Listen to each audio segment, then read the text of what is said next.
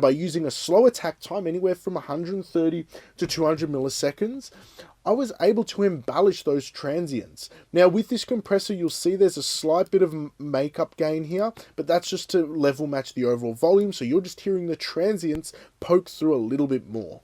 So what I'm going to do is play a before and an after, and again, 150 milliseconds, a high pass filter to make sure the excessive sub isn't controlling it. This can help bring a little bit more life.